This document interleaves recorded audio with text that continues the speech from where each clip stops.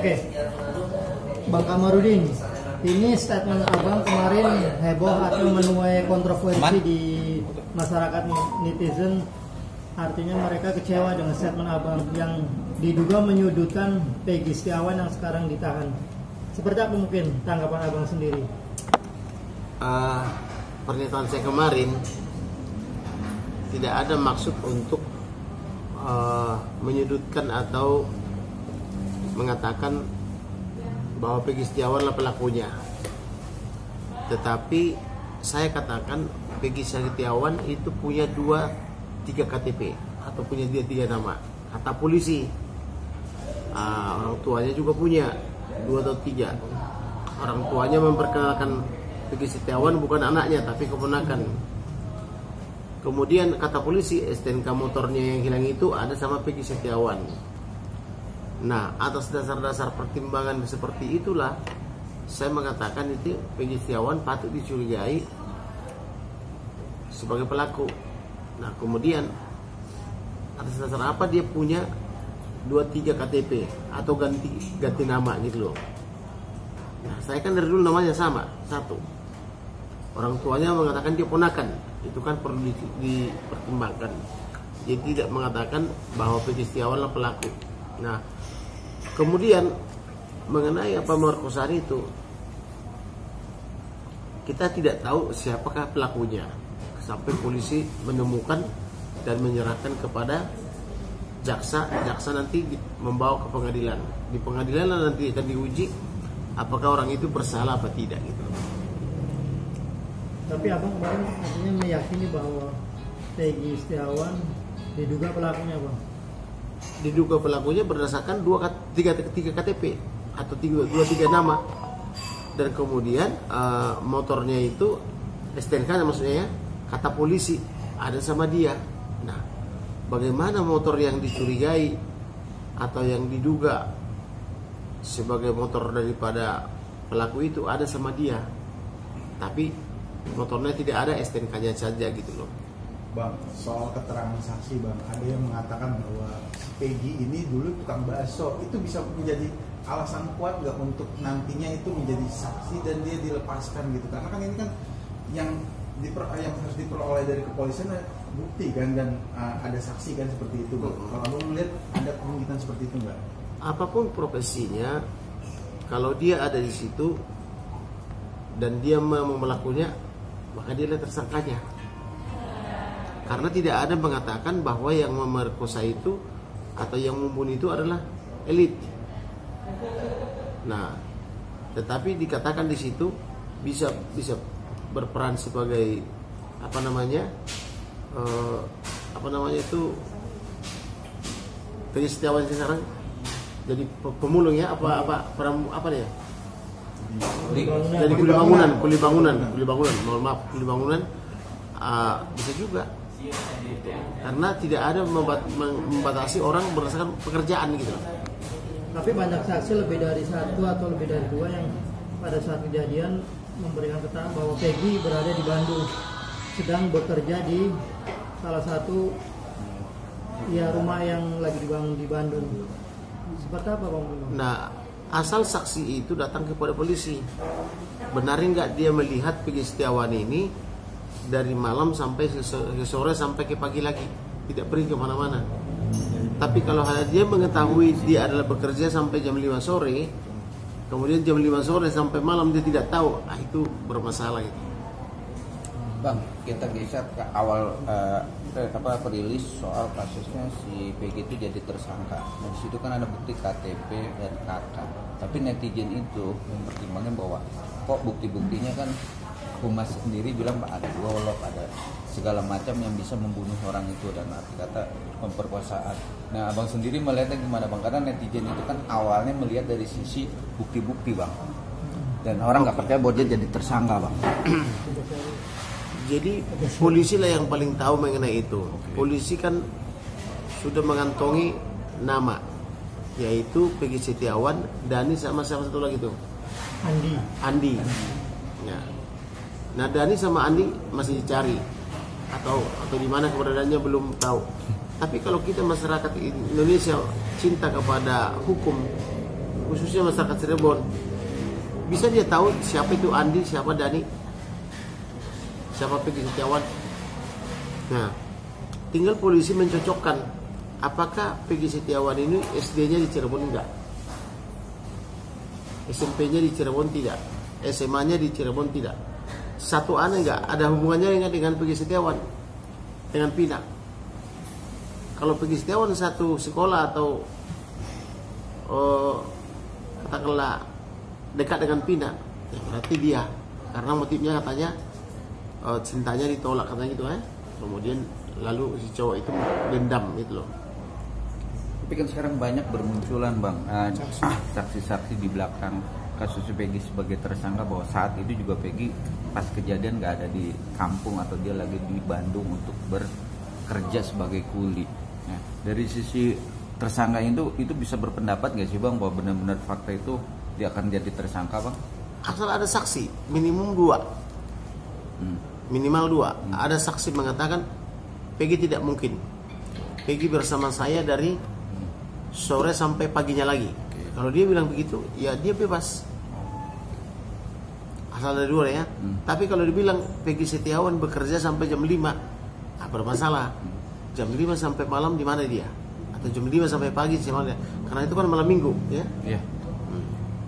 Dan juga kemarin juga salah satu bos dari Peggy sendiri pernah kasbon di tanggal kejadiannya itu Bang, ya kan, dan memastikan bahwa Peggy saat kejadian itu memang dia ada di Bandung dan bekerja, dan tanggal itu pun juga dia meminjam sebuah duit dengan ada tanda tangan dia Bang. Gimana melihatnya Bang?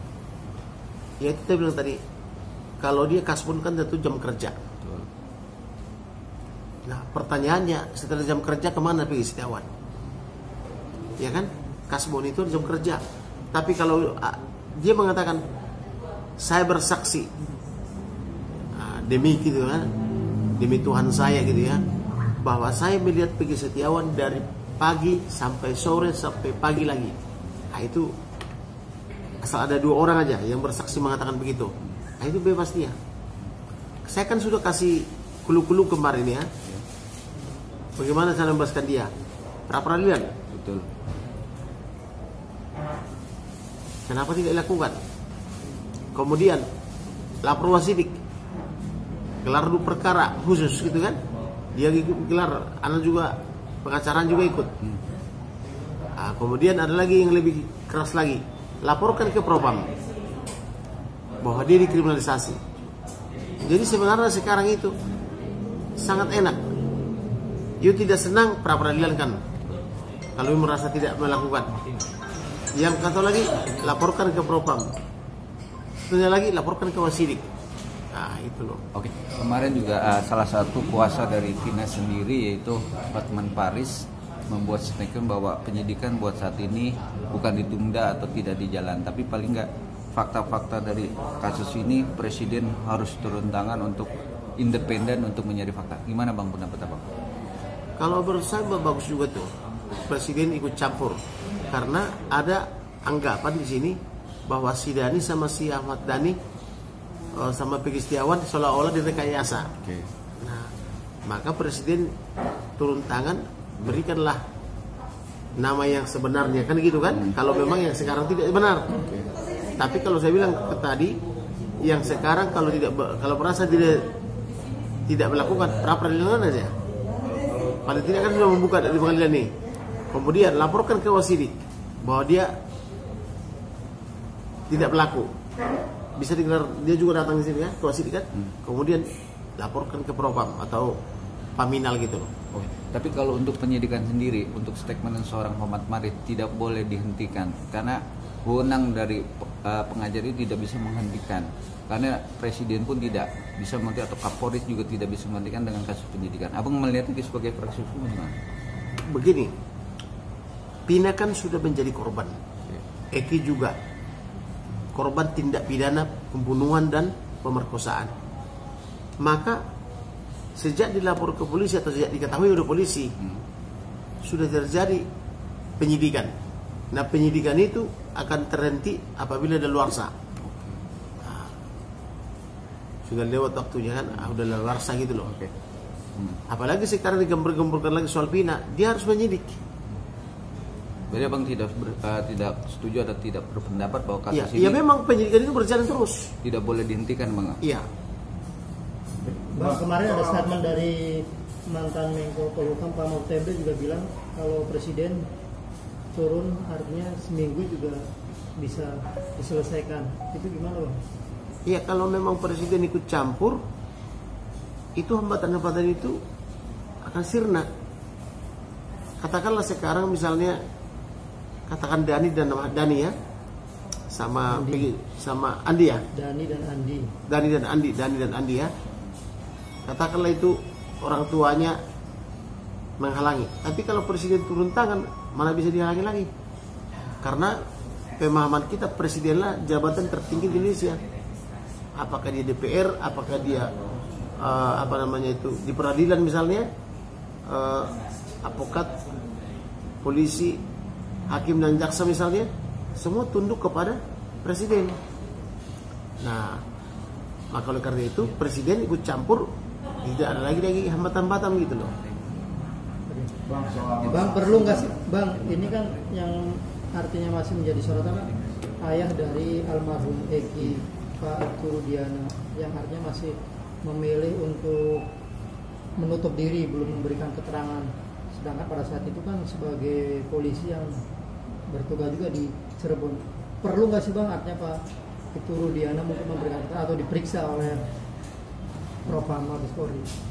Oke, kalau soal itu Rudiana diperiksa oleh Mabes Polri atau itu adalah memang tugas Mabes Polri. Kalau dirasa ada dari 8 pelaku itu ditambah dengan Peggy Setiawan, ada yang direkayasa. Tapi yang pertanyaannya, kenapa yang 8 pelaku itu diam aja selama 8 tahun? Betul nggak mereka melakukan? Mengapa semua mendapat putusan dan sudah ingkrah dari majelis hakim? Kan tindak pidana kan terjadi karena 4. Tindak pidana itu pertama delik aduan. Misalnya, mohon maaf nih, kau dengan istrimu, kalau melakukan perbuatan tertentu yang berhaknya istrimu yang melaporkan, misalnya dalam tanda petik berselingkuh lah misalnya ya. Kalau istrimu tidak melapor ke polisi, sampai kapanpun tidak bisa disidik gitu loh. Itu delik aduan. Kemudian ada delik misalnya formal yang dilaporkan, laporan model B. Kenapa dilaporkan? Karena diduga melakukan tindak pidana. Yang ketiga, tertangkap tangan atau tertangkap basah. Tertangkap tangan itu bisa juga oleh polisi, bisa juga oleh non polisi. Kalau oleh non polisi, segeralah dilapor kepada polisi gitu. Kemudian diketahui oleh polisi udah ada tindak pidana, dilakukan TPPU misalnya, tindak pidana pencucian uang itu awalnya adalah tindak pidana penggelapan misalnya atau pencurian misalnya, kemudian dikembangkan oleh polisi, ternyata ada TPPU, dibersihkan ini menjadi atas nama si Ahmad Dhani misalnya atau si Dhani misalnya kan, gitu. Jadi TPPU itu adalah laporan model A, atau bisa juga digandeng dengan laporan asal atau laporan awalnya gitu loh.